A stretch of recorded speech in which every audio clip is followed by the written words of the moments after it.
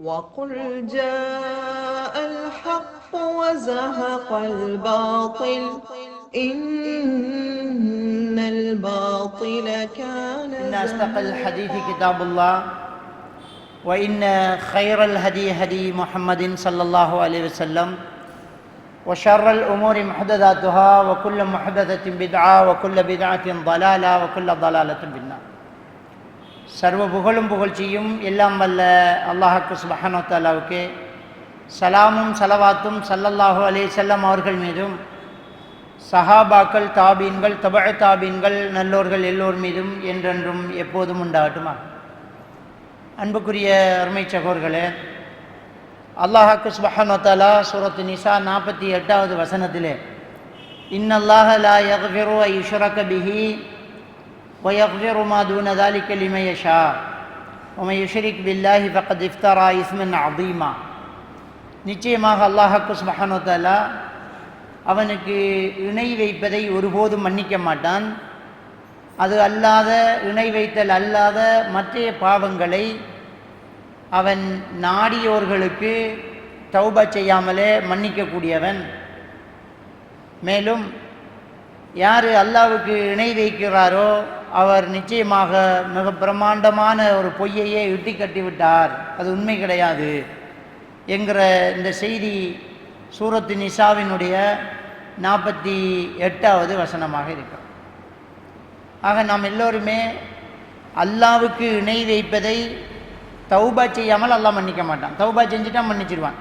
அதை விட்டுட்டு இனிமேல் நான் இணை வைக்க மாட்டேன், உன்னையே நான் வணங்குறேன் என்று சொன்னோன்னே நம்ம தௌபா செஞ்சு அந்த காரியத்தை விட்டு அல்லாஹ் மன்னிப்பான். அப்படியே அந்த நிலையில் மரணிச்சிட்டோம்னா கண்டிப்பாக மன்னிப்பு கிடையாது, சொர்க்கம் நுழைய முடியாது. யார் அல்லாஹ்வுக்கு இணை வைக்கக்கூடிய நிலையில் மரணிக்கிறாரோ அவங்க நரகம் நுழைந்து விட்டார்கள் அப்படின்னு சொல்லி நபிகள் நாயகம் ஸல்லல்லாஹு அலைஹி வஸல்லம் நேராங்க சொல்லி காட்டுறாங்க. மற்ற பாவங்களை பொறுத்த வரைக்கும் தௌபா செய்யணும். தௌபா செய்யாமல் ஒரு ஆள் மௌத்தாயிட்டா அல்லாஹ் விரும்பி தான் அவரை மன்னிப்பான். தௌபா செய்யலை, பாவம் செஞ்சுக்கிறாரு, ஆனால் இணை மட்டும் வைக்கல அப்படி எங்கும்போது அந்த மற்ற பாவங்கள் அல்லாஹ் தான் நாடியோருக்கு மன்னிக்கிறான். ஆனால் தௌபா செய்யணும். நாங்கள் அதை நம்பிக்கிட்டு தௌபா செய்யாமல் இருக்கக்கூடாது, தௌபா செய்யணும். அதில் உள்ள ஒரு சிறப்பு என்னென்றால் அல்லாஹ் விரும்பினால் இப்போ யக்ஃபிரு மா தூன ஸாலிக லிமன் யஷா, அந்த இணை வைத்தல் அல்லாத அவன் விரும்பினா மன்னிப்பான் அப்படிங்கிறான். அப்போ இந்த இணை வைத்தல் என்றால் என்ன அப்படின்னு சொன்னோன்னே நம்ம எல்லாம் என்ன நினச்சிக்கிட்டு இருக்கிறோம்னு சொன்னால் சிலையை வணங்குறது, அதான் அல்லாஹ்வுக்கு இணை வைக்கிறது அப்படின்னு நம்ம நினச்சிக்கிறோம். அது மட்டும் இணை வைத்தல் கிடையாது. இப்போ பொதுவாக இணை வைத்தல் அப்படின்னு சொன்னால் என்னென்றால் அல்லாஹ்வையும் நம்பி அல்லாஹ்வுடைய சிபத்துக்கள் செயற்பாடுகளுக்கு நிகராக ஒருத்தரை வச்சிட்டோம்ன்றால் அதான் இணை வைத்தல். ஒரு விஷயத்தை வழங்கணும். இணை வைத்தல் என்றால் துணைக்கு ஒன்று இருக்கணும் இல்லையா? ஒன்று இப்போ நான் இதுக்கு ஒன்றை இணை வைக்கிறேன் என்றால் இதை எடுத்துக்கிட்டு தான் இன்னொன்று இணை வைக்கிறேன். இதை மொத்தமாக நிராகரிச்சுட்டு ஒன்றை எடுத்தால் அது நிராகரிப்பு, குஃப்ரு. அல்லாஹ்வையே மொத்தமாக நிராகரிச்சிட்டால் அது குஃப்ரு.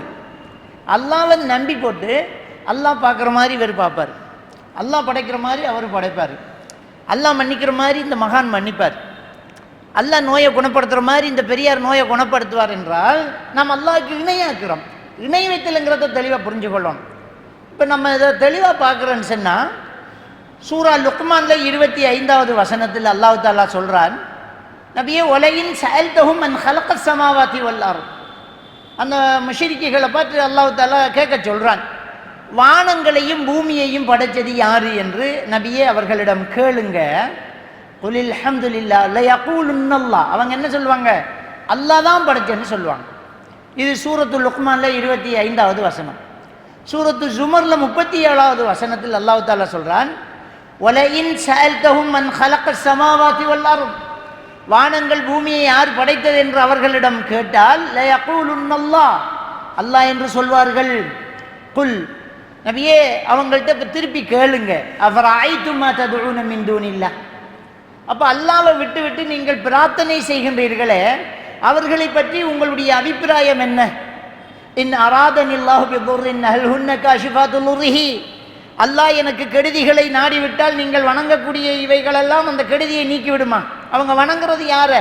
லாத்தி யகூது சுவாய் நசுரு வத்து போன்ற சிலைகளை வணங்குறாங்க. அல்லாஹ்னு சொல்லி வணங்கினாங்களா என்று கேட்டால் கண்டிப்பாக கிடையாது. நல்லடியார்கள் என்று தான் வணங்கினார்கள். அதை இப்னு அப்பாஸ் ரலியல்லாஹு தஆலா அவர்கள் சொல்றாங்க. புகாரியுடைய விரிவுரையில் அதை அழகாக எழுதுறாங்க. அவங்க சொல்றாங்க, இந்த லாத்தி யகுது சுவாய் நசுரு வத்தி என்ற சிலைகள் எல்லாம் கடவுளாக வணங்கப்படவில்லை, நல்லடியார்களாக எடுத்துக்கொள்ளப்பட்டவர்கள் அப்படிங்கிறாங்க. அப்ப அல்லாஹ் தஆலா சூரத்து ஜுமர் 37வது வசனத்தில் சொல்றான், இன் அராதனி அல்லாஹு பிதுர்ரின் ஹல் ஹுன்ன காஷிஃபாத்துல் லுர்ரிஹி, அல்லாஹ் எனக்கு கெடுதிகளை நாடிவிட்டால் நீங்கள் வணங்கக்கூடிய இந்த நல்லடியார்கள் அந்த கெடுதிகளை நீக்கி விடுவார்களா? அவ் அராதனி பி ரஹ்மத்தின், அல்லாஹ் எனக்கு ஒரு கருணையை நாடிவிட்டால் ஹல் ஹுன்ன மும்சிகாத்து ரஹ்மத்திஹி, அல்லாஹ்வுடைய இரக்கத்தை இவர்கள் தடுத்து விடுவார்களா?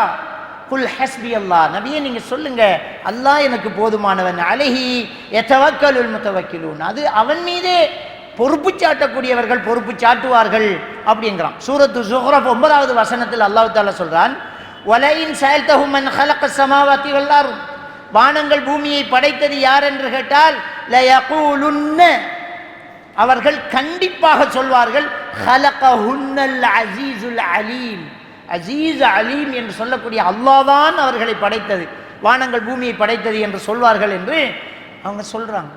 அப்ப அன்றைக்கு இருந்த முஷ்ரிக்கீன்கள் அல்லாஹ் தான் படைச்சன்னு நம்பிக்கிட்டு இருந்தாங்க. இன்னொரு வசனத்தில் வமன் பியதிஹி மலக்குத்து ஸமாவாதி வல் அர்த், அல்லாஹ் வானங்கள் பூமிகள் ஆறுனுடைய ஆட்சி அதிகாரங்கள் யாருடைய கையில் இருக்கிறது என்று கேட்டால் அல்லாஹ்வுடைய கையில் என்று சொல்லுவாங்க, அல்லாஹ்வுடைய கையில் என்று சொல்லுவாங்க.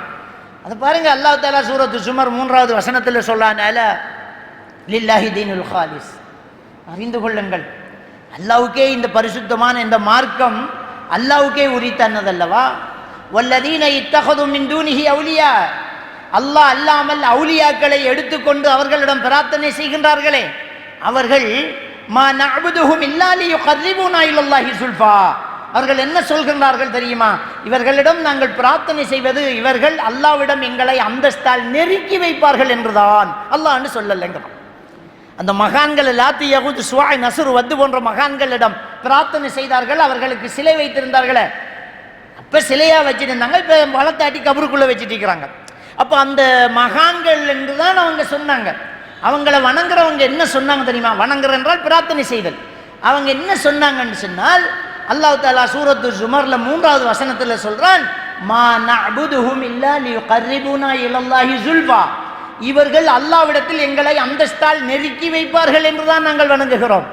இப்போவும் அவுலியாக்கள் மகான்கள் பெரியார்கள் நாதாக்கள் தங்கள்மார்கள் என்று கபர்களிலே தர்காக்களிலே ஓடக்கூடியவர்கள் என்ன சொல்கிறாங்க என்றால், நாங்கள் அல்லாஹ்னு சொன்னோமா மகான்கள், இவங்க அல்லாஹ் கிட்ட எங்களுக்காக சிபாரிசு செய்வாங்க, அல்லாஹ்விடத்தில் எங்களை நெருக்கி வைப்பாங்க, அப்படித்தான் அவர்கள் சொல்வார்கள் என்றத அல்லாஹ் தஆலா சொல்றான். அதே மாதிரியாக பாருங்க, அல்லாஹ் சூரா யூனுஸ்ல சொல்லி காட்டுறான், வயஅபுதூன மின் தூனில்லாஹி மா லா யதுர்ருஹும் வலா யன்ஃபஉஹும், அல்லாஹ் அல்லாமல் அவர்களுக்கு எந்த நன்மையும் செய்யாத கெடுதியும் செய்யாதவர்களிடம் இவர்கள் பிரார்த்தனை செய்கின்றார்கள். இப்போ அல்லாஹ் விட்டுட்டு யார்கிட்ட போய் துவா கேட்குறாங்க, யார்கிட்ட போய் நோய் நிவாரணம் தேடுகிறாங்களோ அவங்களால இவங்களுக்கு கெடுதியும் வராது நல்லதும் கிடைக்காது. அப்படி செய்கிறாங்கன்னு சொல்லிட்டு அல்லாஹ் அவர்களை பற்றி என்ன சொல்றான்? யகூலூன, அவங்க என்ன சொல்லிக்கிட்டு வணங்குறாங்க தெரியுமா? ஹாவுலாயி ஷுஃபஆஉனா இன்தல்லாஹ், இவர்கள் அல்லாஹ்விடத்தில் எங்களுக்காக சிபாரிசு செய்பவர்கள் அப்படின்னு சொல்லி அல்லாஹ்க்கு சுப்ஹானஹு வ தஆலா நேரான் சொல்லி காட்டுறான். அப்ப இணை வைக்கக்கூடியவர்கள் என்ன செஞ்சாங்கன்னு சொன்னா, அல்லாஹ்வை மொத்தமா நிராகரிக்கல, அல்லாஹ்வை நம்பிக்கிட்டு நாங்கள் நல்லடியார்கள் மூலமாக அல்லாஹ் கிட்ட நெருங்குறோம், அல்லாஹ் கிட்ட தான் நெருங்க போறாங்க. யார் மூலமாக? இன்னொரு ஆள் மூலமாக. அப்ப இன்னைக்கு இருக்கக்கூடியவர்களும் அந்த வேலையை தான் செய்யறாங்க. இப்ப நபிகள் பெருமானா ஸல்லல்லாஹு அலைஹி வஸல்லம் அவர்கள் பிறந்த ஆண்டு ஆமுல் ஃபீல் என்று நம்ம சொல்றோம். ஆமுல் ஃபீல், ஆமுல் ஃபீல் என்று ஏன் பேர் வந்துச்சு? நபி அவர்கள் பிறந்த ஆண்டில் யானை படை கொண்டு கஅபத்துல்லாவை ஒருத்தன் அழிக்க வந்தான். அப்ப என்ன நடந்துச்சு அப்படின்னு சொன்னா, மன்னன் நஜ்ஜாசி மன்னனுடைய ஒரு பெரும் ஒரு படை தளபதியான ஒரு பெரிய ஒரு வீரனாக அப்ரஹா என்கிற ஒருத்தன் இருக்கிறான். அந்த அப்ரஹாம் என்ன சொல்றான், என்ன செஞ்சான்னு சொன்னா, எல்லா மக்களும் கஅபத்துல்லாவை நோக்கி போறாங்க.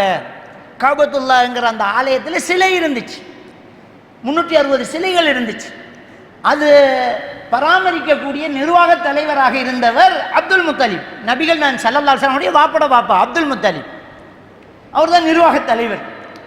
அவர் மகன் பேர் என்ன, ரசூலுல்லாஹ்வுடைய வாப்பட பேர் என்ன, அப்துல்லா, அல்லாஹ்வின் அடிமை, அல்லாஹ்வை நம்பி இருந்தாங்க. ஆனா சிலையை வச்சு வணங்கிட்டு இருந்தாங்க. ஆனால் அந்த கஅபத்துல்லா புனிதமாக மதிக்கப்பட்டது, சிலையும் இருந்தது. இப்ராஹிம் நபியுடைய மதத்திலிருந்து சாயம் போய் அந்த கஅபத்துல்லாவை ஹஜ்ஜி மாசத்துல வந்து வலம் பெறக்கூடிய வழக்கமும் பழக்கமும் அவங்கள்ட்ட இருந்துக்கிட்டு தான் இருந்துச்சு. மக்கள் எல்லாம் அங்கேயே போயிட்டு இருக்கிறாங்க. அப்படின்னு சொல்லி யமன் பகுதியில் இருக்கக்கூடிய அந்த நஜ்ஜாசி மன்னனுக்கு திருப்திப்படுத்தணும் அப்படிங்கிறதுக்காக கஅபத்துல்லாவோட பெரிய ஒரு ஆலயத்தை கட்டுறான் அப்ரஹாம். அவருடைய படை தளபதி கட்டிட்டு இனி மக்கள் இங்கே வருவாங்க அப்படின்றான். இதை கினானா கோத்திரத்தை சேர்ந்த ஒருத்தன், இவன் என்ன இப்படி புதுசாக ஒரு கௌபாவை கட்டிக்கிறேன் ஆத்திரப்பட்ட என்ன செய்யான்னு சொன்னா அதில் போய் மலங்கழிச்சிட்டு வந்துட்டான். அதில் மலங்கழிச்சோன்னா ஒரு தெய்வீக சிந்தனை கொண்ட ஒரு பூர்வீக கட்டடமாக நாம் கட்டியிருக்கிறதுல மலங்கழிச்சிட்டானே அப்படின்னு சொல்லி இது யார் செஞ்சோன்னா அரபியர்கள் தான் செஞ்சுட்டாங்க.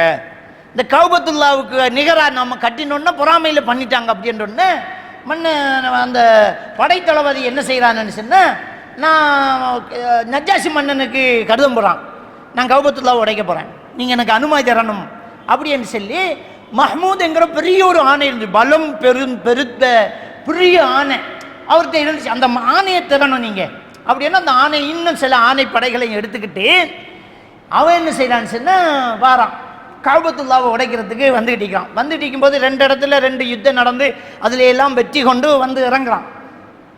வந்து இறங்கி கஅபத்துல்லாவுக்கு பக்கத்துலேக்கு ஒரு இடத்துல முகாமிட்டு அந்த இடத்துல வெட்ட வெளியில் மேய்ஞ்சிட்டு இருந்த அப்துல் முத்தலிபுடைய 200 ஒட்டகத்தை பிடிச்சி அடைச்சிட்டான். 200 ஒட்டகத்தை அடைச்சிட்டு ஒரு ஆளை பேச்சுவார்த்தைக்கு அனுப்புகிறான். கஅபத்துல்லாவை உடைக்க வந்திருக்கோம், உங்களோடு யுத்தம் செய்ய வரலை, இங்கே இருக்கிற மக்களை கொல்ல வரலை, எங்களோட நோக்கம் கஅபாவை உடைக்கிற மட்டும்தான், பேசாமல் இருந்தால் உடைச்சிட்டு போய்த்துருவோம், சண்டைக்கண்டு வந்தால் கொண்டுட்டு தான் உடைப்போம் அப்படிங்கிற ஒரு மெசேஜை கொடுக்குறான். கொடுத்தோன்னே அப்துல் முத்தலிபு வந்து என்ன செய்கிறாரு, கஅபாவை உடைக்க வந்தீங்க உடைச்சிட்டு போகட்டும் அப்படின்ட்டு இவர் என்ன செய்கிறாருன்னா நான் அவனை சந்திக்கிறதுக்கு எனக்கு அனுமதி எடுத்தாங்கங்கிறாங்க. அப்போ அவரை கூட்டிக்கு வந்து கஅபாவினுடைய தளபதி அதனுடைய தலைவர் அப்துல் முத்தலிப் வந்திருக்கிறாரு, உங்களோட பேச்சுவார்த்தை வைக்கணுமா அப்படின்னோடனே இவர் போகிறார். வரலாற்றில் என்ன எழுதிக்கிறாங்கன்னா அப்துல் முத்தலிப் நபி அவர்களுடைய உம்மாப்பா வாப்பா எப்படி இருப்பாருன்னு சொன்னால் உயர்ந்த திடகாத்திரமான உடம்புள்ளவராக இருப்பாராம். அவரை பார்த்தாலே ஒரு பெரிய தளபதியாக இருக்கும். அவர் ஊர் தலைவர் வந்தோடனே மேடையில் மேலே இருந்தவன் ஆபிரகாம் என்ன செய்யறான்னு சொன்னால் கீழே அப்படியே இறங்கி அவருக்கு சமனான சேர்ல அப்படியே உட்கார்ந்து பேச்சுவார்த்தையை தொடங்குறான்.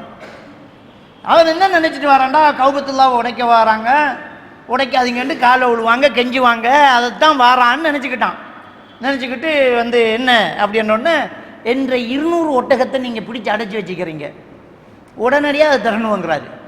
அவர் ஆச்சரியப்பட்டு போகிறாரு, என்னடா இது, நான் பெரிய படையை எடுத்துக்கிட்டு ஆணையை கூட்டிக்கிட்டு பெரும் பட்டாளத்தோட வந்திருக்கிறேன், கஅபத்துல்லா உடைக்க வந்திருக்கேன், உங்களுக்கு ரோஷம் இல்லையா, உங்கள் கஅபாவை உடைக்க போகிறேன், அது சம்மந்தமாக பேச வரலையா அப்படிங்கிறார். அப்போ அவர் என்ன சொன்னார் தெரியுமா அப்துல் முத்தலிபு, ஒட்டகத்துக்கு எஜமான் நான், என்ற பொறுப்பில் இருக்கிறது ஒட்டகம், அதை கேட்டு வந்திருக்கிறேன். கஅபாவுக்கு எஜமான் அல்லாஹ், நீயும் அல்லாவும் போங்க, அல்லாஹ் உன்னை விட்டா உடைச்சிட்டு வா, எனக்கு இதுக்கும் சம்பந்தம் இல்லை, ஒட்டகத்தாகண்டாரு, ஒட்டகத்தை வாங்கினாரு, அவர் போய்த்தார். இதை எதுக்கு நான் சொல்கிறேன்னு சொன்னால் அல்லாஹ்வில் எவ்வளோ நம்பிக்கை வச்சுருந்துருக்கிறாங்க. அப்போ அல்லாஹ் முஷ்ரிக் என்று சொன்னவர்கள் எப்படி நம்பிக்கை வச்சுருந்தாங்கன்னு சொன்னால் கஅபத்துல்லாவை நீங்கள் உடைக்க முடியுமா, நெருங்க முடியுமா, அது அல்லாவோட யுத்தம் செய்யலாமா, நீங்கள் 7 மணி நேரம் உடைங்க பார்ப்போம் அப்படி என்று அல்லாஹ்வில் நம்பிக்கை வச்சுருந்தாங்க. ஆனால் அவங்க முஷ்ரிக்கு சிலையை வச்சுட்டு இருந்தாங்க, அவங்க தான் முஷ்ரிக்குகள். அப்போ இவன் படையெடுத்துட்டு போகிறான். போகும்போது அது பெரிய வரலாறு, கஅபத்துல்லாவினுடைய எல்லைக்கு போகும்போது யானை மாட்டேன்ட்டு படுத்துட்டு அதை எழுப்புறதுக்கு வாழை முறிக்கிறாங்க, வீட்டியால் குத்துறாங்க, அசைய மாட்டேன்ட்டு திருப்பி இந்த பக்கம் சொன்னால் ஒசாரா வந்துச்சு, மறுவாடி பாட்டி மொத்த கஅபத்துல்லா பக்கம் வேணா அப்படியே படுத்துட்டு அப்படி அவங்க கஅபத்துல்லாவை இடிக்கிறதுக்கு அந்த ஆணையை தண்டிச்சு முடிவெடுக்க முடியாமல் தவிக்கும் போது அபாபில் பறவை வருது. அந்த மக்காவாசிகள் என்ன செஞ்சாங்க தெரியுமா, ஆனைப்படையோட கஅபாவை உடைக்க வாரான்னு அவங்களோட ஈமான் எப்படி பவராக இருந்துச்சு தெரியுமா, தேன் கூட்டில் கல்லறிகிறாங்க. நான் சொல்கிறேன், தேன் கூட்டில் கல்லறிகிறாங்க, இவங்களை விரட்ட போகுது என்று நாம் நினைக்கிற மாதிரி கஅபாவை உடைக்க வந்திருக்கிறாங்க, அழிய போகிறாங்க, தள்ளி நின்று வேடிக்கை பார்க்கலாம். தள்ளி நின்று வேடிக்கை பார்க்கலாம் என்று கஅபாவினுடைய பலைச்சு சுத்தி இருக்கக்கூடிய மலைகள் மீது ஏறி நின்று என்ன நடக்குதுன்னு பார்க்குறாங்க. அவங்க நினைச்ச மாதிரி நடக்குது. அபாபில்ங்கிற பறவை, ஒவ்வொரு பறவைகளும் 3 கற்களை கொண்டு வந்தது. 2 கால 2 சொண்டுல உண்டு 3. ஒவ்வொரு பறவைகளும் அந்த 3 கற்களை கொண்டாந்து விரட்டி விரட்டி அவங்க மேலே போட்டுச்சு. கல் சின்ன கல் தான், விழுந்தோடனே சப்பி துப்பப்பட்ட வைக்கல போல ஆனாங்க. அப்படின்னு சொல்லி அலம் தர கைஃப ஃபஅல ரப்புக பி அஸ்ஹாபில் ஃபீல்ங்கிற அந்த அத்தியாயத்தில் நம்ம பார்க்குறோம். இதை எதுக்கு நான் சொல்றேன்னு சொன்னால், அல்லாஹ்வுக்கு இணை வைத்தல் என்பது என்ன அப்படின்னு சொன்னா, அல்லாஹ்வையே நிராகரிச்சுட்டு போறதில்லை, அது குஃப்ரு. அல்லாஹ்வையும் நம்பிட்டு அல்லாஹ் மாதிரி இவர் பார்ப்பார். இவர்கிட்ட நோய் நிவாரணம் தேடலாம், அவர்கிட்ட நம்ம உணவு தேடலாம், இவர் நோயை உயிரை காப்பாற்றுவார் என்று நாம் நினைச்சிட்டோம்னு சொன்னா அவன் தான் முஷ்ரிக்கி. அல்லாஹ் பார்ப்பவன் நம்ம பார்க்குற மாதிரியா? அல்லாஹ் கேட்பவன் நாம கேட்குற மாதிரியா? அல்லாஹ் குர்ஆன்ல சொல்லலாம், லைஸ கமிஸ்லிஹி ஷைஉன், அல்லாஹ்வை போன்று ஒன்றும் கிடையாது. இன்னஹு ஸமீஉன் பஸீர், அவன் பார்ப்பவன், அவன் கேட்பவன், அவன் பார்ப்பவன்ங்கிற அல்லாஹ். அப்போ கேட்பவன் நம்மளும் கேட்பேன் தானே, நம்மள மாதிரி அல்லாஹ் கேட்பானா? நான் முழிச்சுக்கிட்டு இருந்தால் தான் கேட்க முடியும். எனக்கு தெரிஞ்ச பாஷையை தான் என்னால் கேட்க முடியும். நான் தள்ளி நின்றா கேட்க முடியாது. ஆனால் அல்லாஹ் நீங்கள் எப்படி கேட்டாலும் அல்லாஹ் கேட்பான். நீங்கள் மனசுக்குள்ளால துவா கேட்டாலும் அல்லாஹ் கேட்பான். இப்போ அல்லாஹ்வுக்கு இணை வைத்தல் என்றால் என்ன?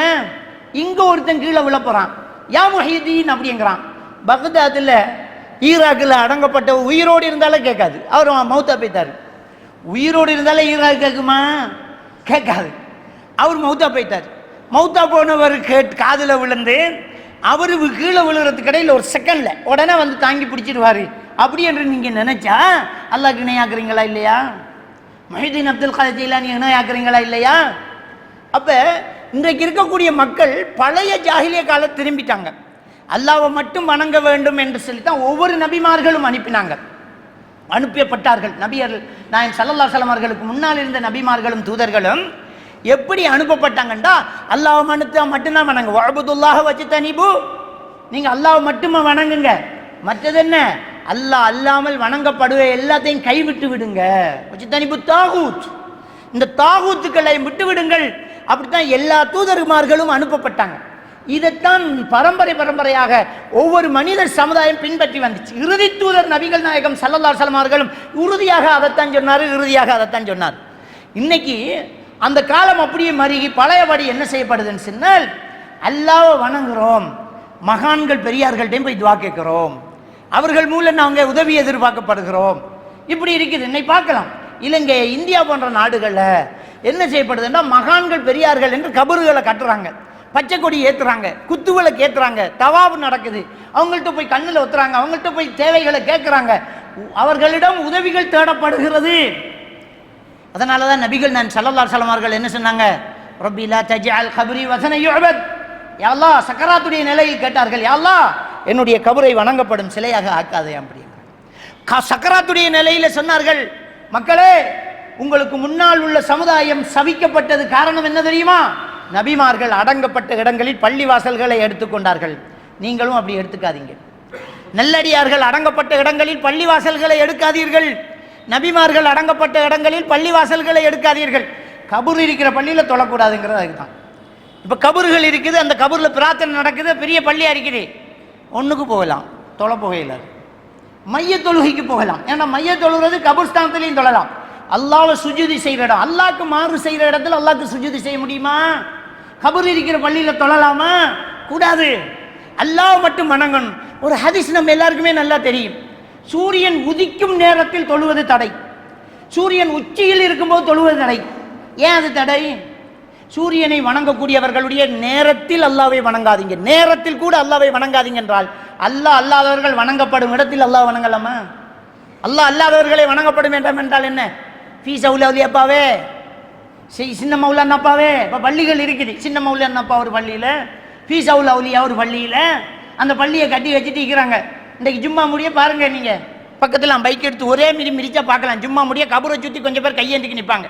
சின்ன மௌலானாப்பாவே பிள்ளைகளை பாவத்தை பண்ணி, பிள்ளைய எக்ஸாம் எழுதுறான் பாஸ் ஆக்கிடு அப்படிங்கிறான், எக்ஸாம் எழுதுறோம் பிள்ளைய பாஸ் ஆக்கிடுங்கிறான். அப்போ யாரு செய்யணும்? இது அல்லாஹ் தானே செய்யணும். அல்லாஹ் அல்லாதவர்களிடம் கேட்கின்றார்களே, அப்போ அல்லாஹ் அல்லாதவர்களிடம் பிரார்த்தனை செய்யக்கூடிய இடத்தில் அல்லாவிடம் கேட்கக்கூடிய தொழுகை தொழுவது அல்லாஹ் தன்னுடைய தூதர் தடுத்தார்கள். அல்லாஹ் அல்லாதவர்களை வணங்கக்கூடிய இடத்தில் அல்லாவை வணங்குவதை தடுத்தார்கள். நபிகள் நாம் ஸல்லல்லாஹு அலைஹி வஸல்லம் இடத்தில் ஒரு நபித்தோழர் வந்து சொல்றார், பவானாங்கிற இடத்துல ஒட்டகத்தை அறுத்து பலியிட நேர்ச்சை வைத்திருந்தேன், இப்போ இஸ்லாத்துக்கு வந்துட்டேன், இப்போ அந்த நேர்ச்சையை நிறைவேற்றலாமான்னு கேட்குறார். இஸ்லாத்துக்கு வரதுக்கு முன்னே அல்லாவுக்காக ஒரு ஒட்டகத்தை பலியிடுறேன், அதுவும் பவானாங்கிற இடத்துல பலியிடுறேன்னு கேட்டுட்டாங்க, நேர்ச்சை வச்சுட்டாங்க. இப்போ ரசூலுல்லாஹ் கிட்ட வந்து கேட்குறாங்க, அந்த இடத்துல நேர்ச்சையை நிறைவேற்றலாமா அப்படின்னு. நபிகள் நாம் ஸல்லல்லாஹு அலைஹி வஸல்லம் அவர்கள் தோழர்களை இதை கேட்டார்கள், அந்த பவானாங்கிற இடத்துல ஜாஹிலியா காலத்தில் வணங்கப்படும் சிலைகள் ஏதாவது அங்கே உண்டா அப்படின்னு கேட்குறாங்க. அல்லாஹ் அல்லாமல் ஜாஹிலியா காலத்தில் வணங்கப்படும் சிலைகள் அந்த இடத்துல இப்பவும் இருக்குதான்னு கேட்குறாங்க. இல்லை, அப்படியான இடம் இல்லாது. அப்போ நீங்கள் நேர்ச்சையை நிறைவேற்றுங்கன்னாங்க. அப்போ அல்லாஹ் அல்லாதவர்களை வணங்கும் இடத்தில் அல்லாவுக்காக வைத்த வணக்கத்தை நிறைவேற்றக்கூடாது. அப்போ கபூர் பள்ளியில் தொழக்கூடாது. இன்னைக்கு கபூரை வச்சே பள்ளி பிரபல்யமாகுது. கபூரை வச்சே பள்ளி என்ன செய்யப்படுது, பிரபல்யமாகுது. என்ன கொடியேற்றமா? போன திங்கக்கிழமை கொடியேற்றுறாங்க. கொடியேற்றம் என்றால் என்ன, எப்படி வந்துச்சு இந்த கொடியேற்றம்? கொஞ்சம் சிந்திச்சு பார்க்கணும். இந்த கல்முனை கொடியேற்ற பள்ளி இருக்குது தானே, இந்த கொடியேற்ற பள்ளி எப்படி வந்த, கொஞ்சம் நெட்டில் கூகுளில் போய் வரலாறு புரட்டி பாருங்க. இந்த கொடியேற்ற பள்ளி எப்படி வந்தா, ஷாஹுல் ஹமீது ஒலியுல்லா அவர் இந்தியாவில் தர்கா, நாகூர் தர்காவில் அடக்கப்பட்டிருக்கிறார். இந்த ஷாஹுல் ஹமீது ஒலியுல்லா இருக்கார் இல்லையா, அவரை கபூர் எங்கே இருக்குது? அவர் இந்தியாவை சேர்ந்தவர். அவர் இந்தியாவில் அவரை பற்றிய சிறப்புகள் எழுதுறாங்க. பச்சை பொய்யான இட்டுக்கட்டப்பட்ட ஹதீஸ்கள்லாம் எழுதுறாங்க. தாயின் வயிற்றுக்குள்ளே இருக்கும்போது அற்புதம் காட்டினார், தாயின் வயிற்றுக்குள்ளே இருக்கும்போதே அற்புதம் காட்டினாராம். தாயில வகுத்துக்குள்ள 3 மாசமா இருக்கும்போது அவ கிணற்றில் தண்ணி எல்லாம் குனிஞ்சாவான், கையில் இருந்த பாத்திரம் தண்ணி நிறைஞ்சுதான். அவரை பற்றி வரலாறு எழுதுறாங்க. தாயின் வயிற்றுக்குள் இருக்கும்போதே அற்புதம் காட்டினாராம். அவர் பிறக்கும் போது அந்த பிறக்கிற ரூம்ல ஒரு வெள்ளிக்கிழமை இரவு ஹிதர் அலைஹிஸ்ஸலாத்து வஸ்ஸலாம் அவர்கள் இலியாஸ் நபியும் அப்படியே தோன்றி அந்த இடத்துல நின்றார்களாம். ஹிதர் அலைஹிஸ்ஸலாம் காதுல பாங்கு சொன்னாராம். இலியாஸ் நபி அந்த குழந்தையை அப்படியே தூக்கி தாய்க்கு பக்கத்தில் வச்சுட்டு மறைஞ்சிட்டாங்களாம். இதெல்லாம் அவர் பேரில் வைக்கிற அற்புதம். ஷாஹுல் ஹமீது வலியுல்லா அவர் இலங்கைக்கும் வந்து போனதாக வரலாற்று குறிப்புகள் இருக்குது. அந்த காலத்தில் இலங்கைக்கு வந்து போனதாக வரலாற்று குறிப்பு இருக்குது. இந்த இடத்துல கல்முனையில் முகமது தம்பி லப்பை என்கிற ஒருத்தர், முகமது தம்பி லப்பை என்கிற ஒருத்தர் பெரிய செல்வந்தராக இருந்தாராம். அப்படி செல்வந்தராக இருந்தவருக்கு ஒரு பெரிய நோய் வந்துச்சு. அந்த நோய்க்கு வைத்தியருடைய ஆலோசனை பிரகாரம் கடல் தண்ணியில் குளிக்கணும். அப்போ இந்த கடற்கரை பள்ளி இருக்கிற இடத்துல அவர் ஒரு கூடாரம் அமைச்சு அவடத்தை இருந்துக்கிட்டு, அவர் பெரிய ஒரு பக்தி உள்ள ஒருத்தர், 5 நேரம் தொழுறத்தை நம்ம மிஸ் பண்ணக்கூடாதுன்று அந்த இடத்துல தொழுதுக்கிட்டு, அந்த கூடாரத்தில் இருந்துக்கிட்டு, அந்த கடலில் குளிச்சுக்கிட்டு, உடம்புல மஞ்சள் பூசிக்கிட்டு, அந்த கடற்கரையில் பெரிய நோய்வாய்ப்பட்டு இருந்தார். அவருடைய கனவில் ஒரு வெள்ளை உடுத்த, ஒரு வெள்ளை தோற்றமுள்ள, பச்சை தலப்பாகை கட்டிய ஒரு மனிதர் தோன்றி, உனக்கு பக்கத்தில் 100 மீட்டர் தூரத்தில் மண் குவித்து வைத்திருக்கிறேன், அந்த இடத்தை அடையாளமிட்டுக்கொள், என் பெயரில் ஒரு ஆலயம் கட்டு, இன்றோடு உன் பணி நீங்கி உன்னுடைய பிணி நீங்கி விடுகிறது, நான் ஷாஹுல் ஹமீத் அப்படின்னு சொல்லிட்டு மறைஞ்சிட்டாராம். கண்ணை முழிச்சாராம், விடிஞ்சு போச்சான். கனவு வந்துச்சு. கண்ணு முழிச்ச அவர் உடம்பெல்லாம் நோய் இல்லாமல் போச்சு. அப்படியே நடந்துக்கு போனாராம். ஒரு இடத்துல மண் குவிஞ்சிருந்துதான். அன்று ஒரு வெள்ளிக்கிழமை, அன்றைய பள்ளியில், கல்முனையில் இருந்த ஒரு பள்ளியில் ஜும்மாவில் போய் இவர், நான் இப்படி ஒரு கனவு கண்டேன் என்று சொன்னாராம். மக்கள் எல்லாம் வந்தார்களாம். கம்புகள் வெட்டப்பட்டது, மட்டைகள் எடுக்கப்பட்டது, அந்த மண் குவிக்கப்பட்ட இடத்தில் கூடாரம் அமைக்கப்பட்டு பள்ளியாக உருவாக்கப்பட்டு, அதுதான் இன்று வரைக்கும் கொடியேற்ற பள்ளியாக இருக்கிறது. அதிலே ஒவ்வொரு வருஷமும் கொடியேற்றப்படுகிறது என்று இந்த கொடியேற்ற பள்ளி வந்த வரலாறு எழுதுறாங்க. நான் கேட்கிறேன், கனவின் மூலமாக ஒரு மார்க்கம் பெறுமா? கனவின் மூலம் சரி, அவர் ஷாஹுல் ஹமீதுன்னு சொன்னா, உலகத்தில் எவ்வளோ ஷாஹுல் ஹமீது இருக்குது? நாகூர் தர்காவில் அடங்கப்பட்ட ஷாஹுல் ஹமீதா? இதில் ஆச்சரியம் என்ன தெரியுமா? அந்த மண் குவிக்கப்பட்டதான் நான் ஷாஹுல் ஹமீதுடைய கபரு. அவருக்கு அங்கே ஒரு கபரு, இங்கே ஒரு கபரு. நீங்களாம் முடிவெடுத்துக்கோங்க என்னென்று. அங்கே ஒரு கபரு, அங்கே அவருடைய உடம்பு இருந்த கபரு, இங்கே அவர் கனவுல வந்த கபரு. மண்ணை கூட்டி வச்சுக்க, இங்கே ஒரு கபரு. ஒரு ஆளுக்கு 2 மனைவி கேள்விப்பட்டிருக்கலாம், ஒரு ஆளுக்கு 2 பொண்டாட்டி கேள்விப்பட்டிருக்கலாம், ஒரு ஆளுக்கு 2 கபரு கேள்விப்பட்டிருக்கிறீங்களா? அது இந்த ஷாஹுல் ஹமீது வலியுல்லாக்கு 2 கபரு. அதே மாதிரி முஹைதீன் அப்துல் காதர் ஜெயிலானிக்கு 2 கபரு. ஜெயிலானில் எங்கே ஈராக்கில் ஒரு கபரு, இலங்கையில் ஜெயிலானில் ஒரு கபரு. அவர் எவ்வளோ இடத்துக்கு போயிருக்காராம். ஆனால் இலங்கையில் கல்முனைக்கு வந்ததுக்கு ஒரு கபரு, ஒரு அடையாளம். அந்த இடத்துல கொடியேற்றப்படும். கனவின் மூலமாக மார்க்கம் தோற்றுவிக்கப்படுமா? அல்லாஹ்வுடைய தூதர் ஸல்லல்லாஹு அலைஹி வஸல்லம் அவர்களுடைய மறைவுக்கு பின்னால் வஹி வருமா? கனவின் மூலமாக ஷைத்தான் வருவான் என்று ஸல்லல்லாஹு அலைஹி வஸல்லம் அவர்கள் சொன்னார்கள். மன் ரஆனி ஃபில் மனாமி ஃபகத் ரஆனி ஃபஇன்ன ஷைத்தான லா யதமஸலு பி. ஸல்லல்லாஹு அலைஹி வஸல்லம் அவர்கள் சொன்னார்கள், என்னை கனவில் உண்மையாக என்னுடைய தோற்றத்தில் கண்டு விட்டால் நீங்கள் என்னை கனவில் கண்டு விட்டீர்கள். வேறு எந்த தோற்றத்திலும் ஷைத்தான் வருவான் அப்படின்னா ரசூலுல்லாஹ்வுடைய தோற்றத்தை தவிர வேற எந்த தோற்றம் எடுத்தும் ஷைத்தான் கனவுல வருவானாம். அப்புறம் கபரு வணக்கத்தை உருவாக்கி இணை வைத்தல பிரபல்யமாக்குறதுக்கு ஷைத்தான் எடுத்துக்கிட்ட யுக்தி கனவு தான். இன்றைக்கு இல்லை இந்த கனவு வந்தது, அன்றைக்கே இந்த சிலை வணக்கம் வந்ததே இந்த கனவின் மூலமாகத்தான். இப்னு அப்பாஸ் ரலியல்லாஹு தஆலா அவங்க என்ன சொல்றாங்கன்னு சொன்னா, நூஹு நபியினுடைய காலத்துக்கு முன்னால் மக்கள் வணங்கிட்டு இருந்த சிலைகள் எல்லாம் வெள்ளத்தில் அடிபட்டு தகர்பட்டு மண்ணில் புதையுண்டு போய்விட்டது. மீண்டும் ஷைத்தான் அந்த சிலைகளை எப்படி கிளப்பினான் தெரியுமா? எங்கெங்க அந்த சிலைகள் மண்ணில் புதையப்பட்டு இருக்குதோ அந்த பகுதியில் இருக்கக்கூடிய மக்கள் கனவுல ஷைத்தான் வர தொடங்கிட்டான். பாப்பட கனவுலையும் வந்து, உம்மட கனவுலையும் வந்து, புள்ளட கனவுலையும் வந்து, எல்லாரும் கனவுலையும் வந்து உங்களோட வீட்டுக்கு வாசலில் ஒரு மகான்ற உருவம் புதைக்கப்பட்டிருக்குது, சில புதைக்கப்பட்டிருக்குன்னு சொல்ல சொல்ல என்னடா எல்லாருக்கும் கனவாக கிடக்குன்னு தோணினாங்க. சில எல்லாருக்கும் கனவு இருந்தது நடந்தோன்னா நிஜமன்னு நம்பிக்கிட்டாங்க. இது ஷைத்தானின் வேலை என்றார்கள். அல்லாஹ்வுடைய தூதர் ஸல்லல்லாஹு அலைஹி வஸல்லம் அவர்கள் கனவின் மூலமாக மார்க்கம் உருவாகுமான்னு கேட்டால் இல்லை ஷைத்தான் என்றார்கள். அப்போ ஒரு ஷிர்க்க ஒரு பச்சை தலப்பாவோட ஒரு ஆள் வந்து அண்ணா மண் குமிக்கப்பட்ட இடத்தில் இல்லம் அமைத்துக்கொள் நான் தான் ஷாவுல் அமைதி சொல்லி இந்த வணக்கம் உருவாயிச்சான். அடிப்படையே ஆடி போகுது. அடிப்படையே இஸ்லாத்துக்கு முரணான ஒரு விஷயம். அப்ப இணை வைக்கக்கூடிய ஒரு காரியம் இன்னைக்கு கொடியேற்ற நடக்கக்கூடிய ஒரு காரியமாக 203வது கொடியேற்றமா.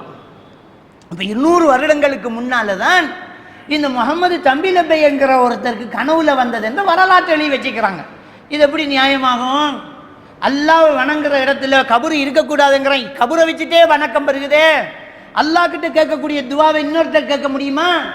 அப்போ என்ன இதுக்கு ஆதாரம் சொல்றாங்கன்னு சொன்னா, நீங்க ஒரு டாக்டர்கிட்ட போய் மருந்து எடுக்க இல்லையா, கஷ்டமண்டு வரக்குள்ள ஒரு ஆளுக்கிட்ட போய் உதவி தேடலையா?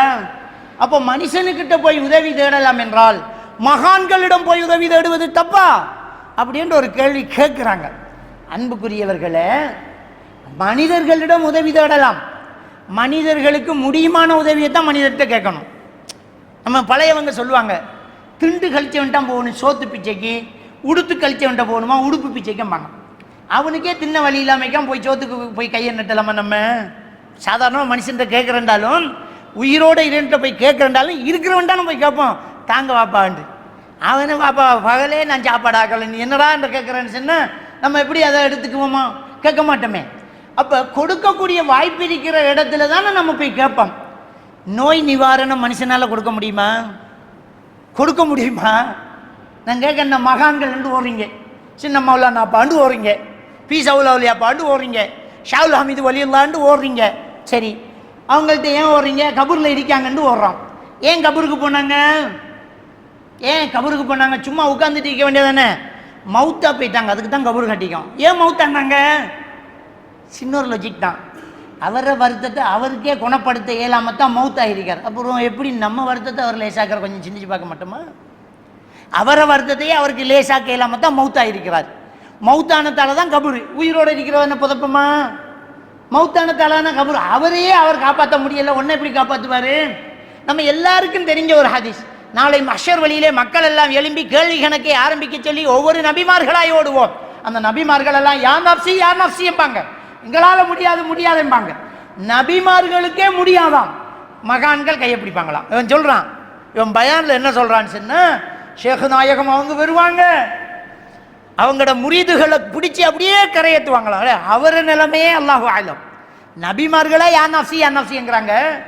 அந்த மஹ்ஷர் வெளியில ஷேக் நாயத்தை எங்க போய் பார்க்க? எந்த தொங்கல்ல நிற்பார் உங்க தங்கள்? அந்த மஹ்ஷர் வழியில உங்களோட தங்கள் எங்க நிற்பார்? எந்த தொங்கல முடியுமா அவரால? இயலாத. அல்லாஹ்வுடைய தூதர் தான் அல்லாஹ்வுடைய அரசியல தலையை வச்சு கேள்வி கணக்கு ஆரம்பிக்கிறதுக்கு அனுமதி தருமாறு அல்லாஹ்விடம் பிரார்த்தனை செய்வார்கள் என்ற ஹதீஸையெல்லாம் நம்ம பார்த்துக்கிட்டு இவங்க கரையேற்றுவாங்களாம். இதில் இந்த சூபி மனசில் பைய செஞ்சவங்களுக்கு ஒரு ஒரு ஒரு சில்சிலா கொடுப்பாங்க. சில்சிலாண்டா என்ன, இப்போ இருக்கிற ஷேகு அவருக்கு பையத்து கொடுத்த ஷேഖண்டு வந்து அலி ரலியல்லாஹு தஆலான்ட்ட போய் ரசூல்லா வரைக்கும் ஒரு பட்டியல், பேர் பட்டியல், அதை அப்படியே பிரிண்ட் பண்ணி கொடுத்துருப்பாங்க. பையத்து எடுத்தா மவுத் ஆகும்போது கபனுக்கு வச்சு அதை அடக்கட்டான். கடிதம் முன்கர் நக்கீருக்கு அது கடிதம். கபனுக்கு வச்சோன்னா அதை எடுத்து பார்த்துருவாங்களாம் முன்கர் நக்கீர். ரைட், அப்போ நீங்கள் பையத் செஞ்சாக்கள் நேர சொர்க்கமா. இது பயம் பண்ணி இந்த முட்டாள் சனங்கள் அவங்கள்ட்ட போய் 10-20 காசை கொடுத்து கையை கொஞ்சி காணிக்கை செஞ்சு காலை உளுந்து ஒரு தொட்டு கொஞ்சி அவன் எச்சில குடிச்சு போட்டு இந்த பேப்பர் துண்டை வேண்டி எடுக்கிறாங்க சொர்க்கம் போகலாமன்று. எவ்வளவு பெரிய ஒரு நம்பி இஸ்லாத்தில் இருந்துக்கிட்டே அந்த காரியம் பண்ணுறீங்க நீங்கள். கபருக்கு போகல அந்த பேப்பரை நீங்கள் எல்லாம் மவுத்தாகி கபருக்கு போவீங்கன்னு நம்பிக்கையா? ஒரு தீ விபத்தில் எரிஞ்சு போக மாட்டோமா? அப்போ எங்கே போகும் இந்த துண்டு? இந்த துண்டை கொண்டு போய் மலக்குமார்களுக்கு இந்த டிப்ஸ் கொடுக்குற மாதிரி கொடுக்க போறீங்களா நீங்கள்?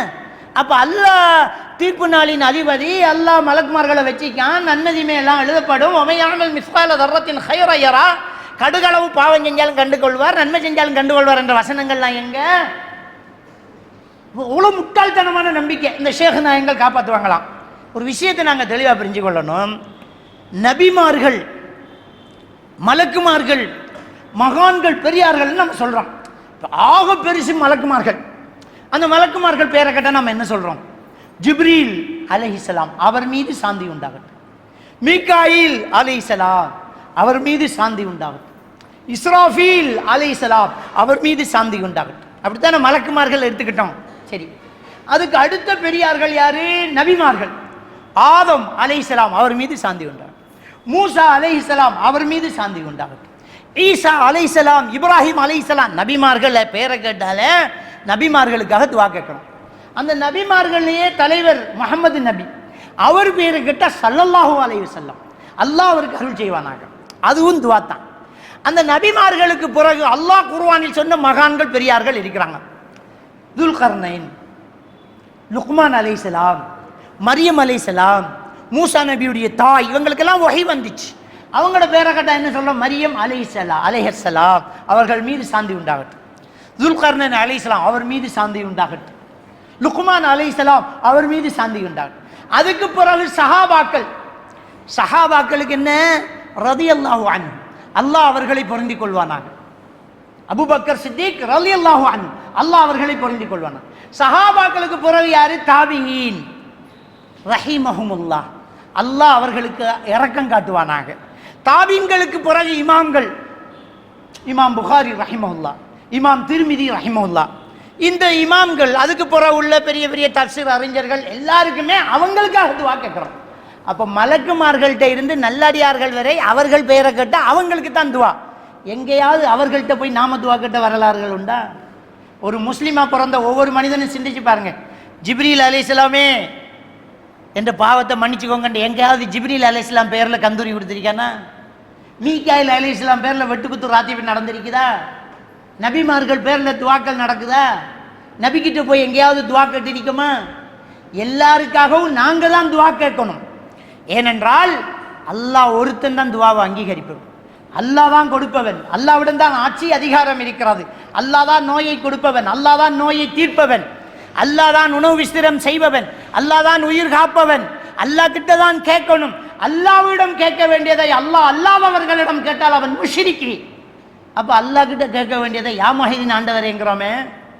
இங்கே கடற்கரை பள்ளிக்கு போய் காணிக்க போட்டுட்டு பிள்ளோட பாஸ் வாங்கணும், ஏ லெவலில் கிளாஸில் ஃபெஸ்ட் வரணும், ஓலை எடுக்கணும் என்று காணிக்க போட்ட, அப்போ அல்லாஹ் எதுக்கு இருக்கிறான்? அல்லாஹ் எதுக்கு இருக்கான்? இப்போ ஒருத்தன் கொமெண்ட் எழுதுறான், இந்த ஹுப்புக்காரன் ஒருத்தன் பேரு முஜாஹிதான், கொமெண்ட் எழுதுறான், எங்கேயோ வானத்தில் ஒரு சிம்மாசனத்தில் அமர்ந்திருக்கும் ஆண்டவனிடம் கேட்பதை விட எங்கள் மகான்கள் பெரியார்களிடம் கேட்பது சிறந்தது என்று அளிக்கான். அல்லாஹ் அவனுடைய பாவத்தை மன்னிக்கணும். அவர் நிலைமையே என்னோன்றது கிடக்குது, அவர்கிட்ட போய் துவா கேட்கணுமா? அல்லாஹ் அல்லாதவர்களிடம் போய் துவா கேட்க முடியுமா? அப்ப இந்த கொடியேற்ற பள்ளி என்று சொல்லி இன்றைக்கு கொடி கட்டி பறக்கும் இந்த வழிகேடு அல்லாஹ்வுக்கு இணை வைக்கக்கூடிய ஒரு செயல். அங்க என்னத்துக்கு மக்கள் போறாங்க? எதுக்கு போறாங்க? அங்க பெரிய ஒரு ஒரு பயான் நிகழ்ச்சி நடக்குது, தக்வாவை பத்தி பேசுறாங்க, இபாதத்து நடக்குது, அதுவா? ஒன்றும் கிடையாது.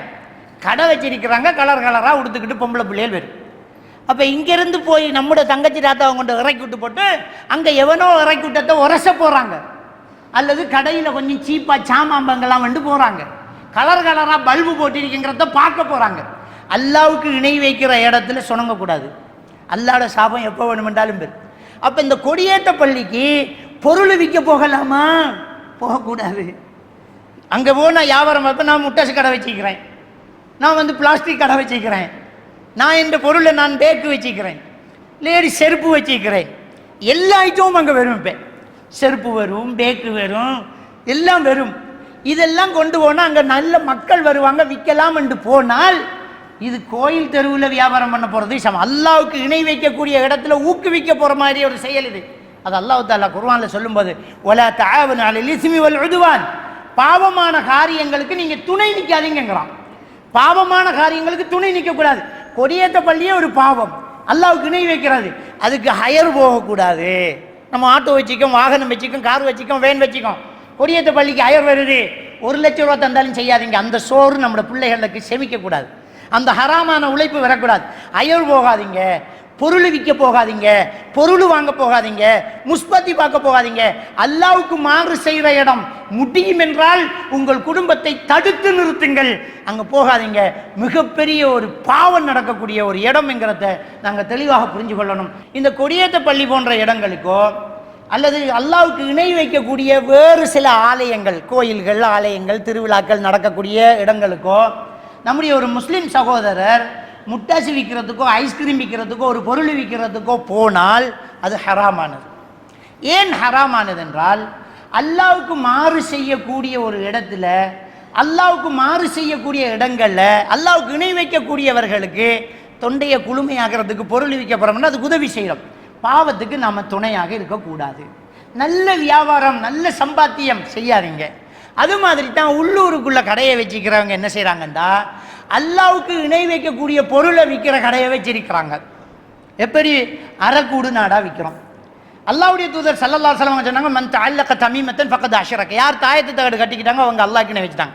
நான் விற்கிறேன், நான் கட்டலையே, நான் விற்கிறேன். இதை எந்த கோர்ட்டில் போய் இந்த வழக்கை ஜெயிக்கலாம்? அல்லாஹ் கேள்வி எனக்கு கூட இதை சொல்லலாமா? இப்போ நம்ம விவாதம் பண்ணலாம். நாங்கள் 5 நேரம் தொழுகிறோம், நாங்கள் வணங்கல, நாங்கள் பூஜை செய்யலை, ஆனால் பூஜைக்குரிய சாமானை விற்கும், நாங்கள் அறக்குடி விற்கும், நாங்கள் கட்டலை, நமக்கு அதில் நம்பிக்கை இல்லை. நம்பிக்கை இல்லாட்டி எதுக்கு விற்கிற? நீ விற்க போய்த்தானே ஒருத்தன் வாங்க வரான், நீ ஏன் விற்கிற? யுத்த நேரத்தில் எதிரிகளுக்கு வாழ் விற்பதை ஸல்லல்லாஹு அலைஹி வஸல்லம் அவர்கள் தடுத்தார்கள். வாழ்த்தான், கத்தி தான் யுத்த நேரம் நமக்கு எதிராக பயன்படுத்த போறான், விற்காத. சீனி ஹலால் தான், வாங்குறவன் சாராயங்காய்ச்சுவான்னு தெரிஞ்சா விற்காத, ஹராம். அப்ப சீனி ஹலாலையே சாராயங்காய்ச்ச போறணும்டா, கொடுக்கக்கூடாண்டா. தாயத்து தகடு என்னத்துக்கு? தாயத்தகடு என்னத்துக்கு? எதுக்கு அந்த நூல் பண்ணுறான்? கொடி கட்டுறதுக்கா? ஆடா அல்லாஹ்க்கு இணை வைக்கிறதுக்கு தாயத்து பூஜாரிக்கிட்ட போகிறான், நம்மளோட மௌலவி சாப்பிட்ட போய் நூல் கட்ட போகிறான். விற்கக்கூடாது. அதில் ஒரு சிலர் பூஜைக்குரிய சாமான், நீங்கள் பூஜையோட பேரச்சனாலே சாமான் லிஸ்ட்டு நாங்கள் தருவோம். நெய், தேன், குங்குமம், கஸ்தூரி, சங்கு, சாலிவை, இது சாமிக்கு படைக்கிறது. இது எல்லாத்தையும் விற்று பொண்டாட்டி பிள்ளைக்கு சோறு கொடுக்கணுமா? இதை விற்று நம்ம கொண்டாட்டி விலை சொல்லுமா? சொர்க்கம் போகிற இல்லையா? நாம ஹராத்தை திண்டு தான் அந்த உடம்பை வளர்க்கணுமா? அது விற்றா தான் இருக்கிற மற்ற சாமான் விற்கும் என்றால் நீங்கள் அல்லாஹ்வுல தவக்கல் வைக்கல. நாம் ஈமான் கொண்ட 6 அம்சம், அல்லாஹ்வை கொண்டு ஆமன்து பில்லாஹி வ மலாயிகத்திஹி வ குதுபிஹி வ ருசுலிஹி வல் யௌமில் ஆஹிர் வல் கத்ர் கைரிஹி வ ஷர்ரிஹி மின் அல்லாஹ் தஆலா. அல்லாஹ்வை கொண்டு, மலக்குமார்களை கொண்டு, வேதங்களை கொண்டு, ரசூல்மார்களை கொண்டு, மறுமை கொண்டு, விதியை கொண்டு நாம் ஈமான் கொண்டிருக்கிறோமே. விதியை கொண்டு ஈமான் கொண்டிருக்கும். சூரா ஹூத் 6வது வசனம், வமா மின் தாப்பத்தின் ஃபில் அர்லி இல்லா அலல்லாஹி ரிஸ்குஹா. இந்த உலகத்தில் உள்ள ஒவ்வொரு உயிருக்கும் ரிஸ்கு பொறுப்பை நாம் எடுத்திருக்கிறோம் என்கிறான். சூரத்துல் அன்ஆம் 59வது வசனம், வமா தஸ்குது மின் பரகத்தின் இல்லா யஅலமுஹா. ஒரு மரத்தில் இருக்கிற இலை கூட அல்லாஹ்வுடைய நாட்டத்தில் இல்லாமல் கீழே விழாதென்கிறான். சூரா ஹதீத் 22வது வசனம், உங்களையும் இந்த வானம் பூமியையும் படைப்பதற்கு முன்னாலும் உங்களுக்குள் என்ன நடக்கும் என்கிறத இல்லா ஃபி கிதாபி மின் கப்லி அன் நப்ரஹ, நம்ம எழுதிட்டோம் என்கிறான். சூரா பக்ரா 214வது வசனம், நீங்கள் வாஸா அன் தக்ரஹு ஷையன் வ ஹுவ கைருல் லக்கும். நீங்கள் சில விஷயத்தை வெறுப்பீங்க, அது நல்லதாக இருக்கும். நீங்கள் சில விஷயத்தை விரும்புவீங்க, அது கெட்டதாக இருக்கும். வல்லாஹு யஅலமு வ அன்தும் லா தஅலமூன். அல்லாஹ்க்கு தான் தெரியும், உங்களுக்கு தெரியாங்கிறான். அப்போ கலா கதிரை நம்பியிருக்கிறோம். இதை விற்றா தான் மற்றது வியாபாரம் நடக்க வேண்டாம். நீ கலா கதிரை நம்பல. அல்லாஹ் உனக்கு எழுதின ரிஸ்க்கு நீ அமெரிக்காவுக்கு ஜனாதிபதியானாலும் கிடைக்கும், எழுதாட்டி கிடைக்காது. உனக்கு எழுதப்படாதது கிடைக்காது. நீ அமெரிக்காவுக்கு போனாலும் கிடைக்காது. நீ சோமாலியாவில் பிச்சை எடுத்தாலும் உனக்கு எழுதப்பட்டது காலாடியை வந்து கிடக்கும். அல்லாவை நம்பணும். இதை விற்றா தான் வியாபாரம் இல்லை, அதை விற்க மாட்டேன். எப்படி? அல்லாவை நம்பின நான் அல்லாக்கு மாறு செய்கிற, அல்லாக்கு இணை வைக்கிற ஒரு சாமான நான் என்ற கையால் தூக்கி விற்று அதில் லாபம் கண்டு என்ற ஒன்றாட்டி பிள்ளைகளுக்கு சோறு கொடுத்து நான் ரோட்டில் காரோடி ஜீப்போடி. சுப்ஹானல்லாஹ், நியாயம் நல்லா இருக்குமா? இது மறுமையில் நாம் தப்பலாமா? அல்லாஹ்கிட்ட இதுக்கு பதில் சொல்லலாமா? புரிஞ்சுக்கோங்க, இதில் பெருமை வேற. அல்லாவுக்காக சில்லறை கடை வச்சுக்கிறவங்க தாயத்து தகடு இசின் தகடு, அந்த இசின் தகடை கண்டுபிடிச்சதை ரேசருக்கு அடார் வைக்கத்தான். அதை கேரேஜிக்காரன் வேண்டுவேன், நீ விடு, நமக்கு தேவையில்லை. இசும் எழுதுறதுக்கு தகடு, தாயத்து, குங்குமம், கஸ்தூரி, சங்கு, சாலிவை, இந்த கோயிலுக்கு விற்கிற எண்ணெய் அது வேற, அதுக்கு விற்கிற நெய் வேற, வேற ரேட்டில் தேனு. இந்த பூஜாரியிற லிஸ்டண்டா அதுக்கு இப்படி சாமான், அந்த பூஜாரியிற லிஸ்டண்டா அதுக்கு இந்த சாமான், எங்களுக்கு எல்லாம் தெரியும் அப்படின்றாங்க.